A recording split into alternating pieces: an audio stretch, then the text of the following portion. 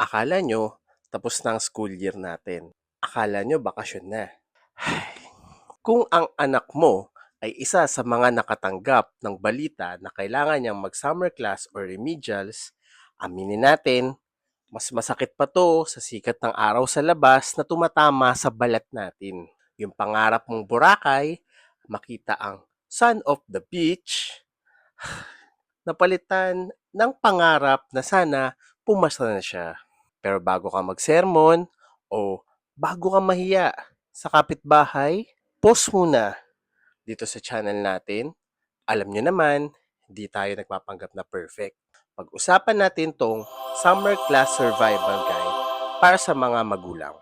Dahil hindi lang anak mo ang naka-enrolled ngayon, tayong mga magulang din, naka-enroll tayo sa Patience 101. Kung bago ka sa channel na ito ang inyong kadamay parent. Mag-subscribe ka at i-click ang bell button para hindi ka nag-iisa sa mga struggles ng pagiging magulang. Let's go! Alam nyo, ramdam ko kayo.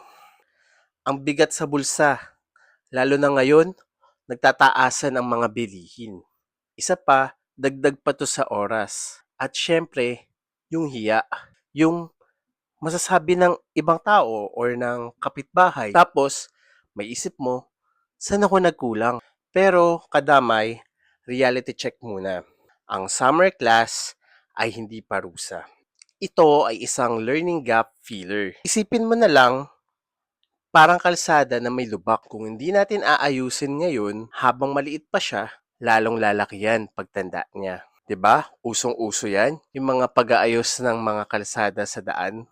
Pero, sure naman ako, yung sa inyo, aayusin yan, may mararating kayo at maayos yan. Yung sa mga kalsada natin, di ko na alam kung may mararating yan. Pero sana meron, di ba? Pero, kidding aside, alisin natin ang stigma.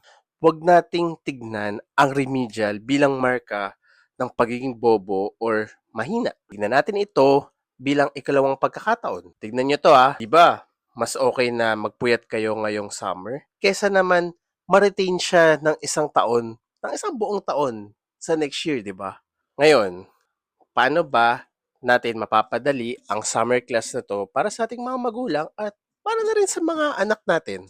Meron akong gustong i-share sa inyo. Di ko sasabihin na ito yung pinakamabisang techniques. Alam naman natin na bawat bata ay unique. Nakadepende ito sa pag-adapt nila at sa pag-adapt natin bilang magulang. Ito ang tatlong diskarte hacks na gusto kong ma-share sa inyo. Hack number 1, hanapin ang bakit or the root cause. Bago mag-umpisa ang klase, usapin mo na ang guro ng anak mo. Tanungin mo, ano po ba ang specific topic na nahihirapan ng anak ko? Baka naman hindi siya sa buong math nahihirapan. Baka sa division lang siya nalilito. Kapag alam natin ang lubak, mas madali natin tong matambakan ng kaalaman. Hack number 2.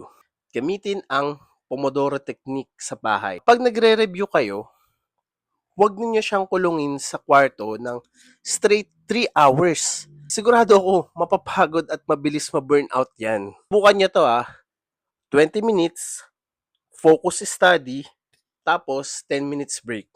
Pwede siyang mag-TikTok, kumain, mag-snacks, or maglaro. Importante sa lahat, makainom siya ng tubig. Kasi, nakakapagod mag-isip, aminin natin yan. Ulitin niyo to ng mga 4 na beses. Mas madaling ma-absorb ng utak ang information kapag may pahinga. Hack number 3. Treat summer class as confidence reset. Kausapin mo ang anak mo. Sabihin mo, anak, tong summer na to, chance natin to para maging expert ka sa topic na to. Di ibig sabihin na nag-summer ka ngayon, mahina ka pa rin.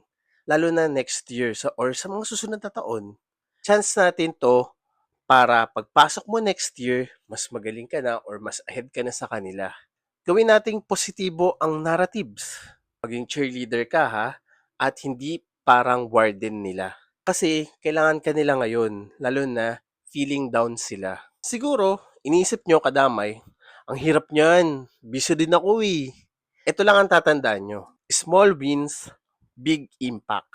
Hindi mo kailangan maging teacher. Kailangan mo lang maging kasama, maging kadamay niya sa kanyang journey. Kung nahihirapan ka pa, Or kung nahihirapan ka mang intindihin ang lesson niya sa algebra, dahil sino ba naman ang nakakaalala pa ng mga ganyang lesson sa algebra, di ba? Okay lang yan. Lahat naman tayo nakaka-adjust, nakaka-adapt tayo para sa ating mga anak. Ang absorption rate ng bata ay nakadepende sa emosyon niya. Kung galit ka habang nagtuturo, walang papasok sa utak niyan for sure. Trust me. Nagawa ko na to sa anak ko. Imbes na nag-aaral kami dahil sa pamalo na nakapatong dun sa study table, iyakan blues ang nangyari. Walang na-retain na lesson sa utak niya. Sa isang banda, kung cool ka lang, sabay ninyong nadidiscover ang sagot, mas tatatak yan sa utak niya. Be the safe space, not the stress space. Hindi ko sinasabing maging gentle parent tayo na pababa tayo sa level na kailangan natin mag-baby talk para lang maintindihan nila ang lesson. So, anong gagawin mo ngayon? Heto ang assignment mo, Mamshi, Papshi. Dalawa lang to ha. Ngayong gabi, number 1, yakapin mo ang anak mo. Sabihin mo, okay lang yan. Sabay nating tatawirin tong summer class na to.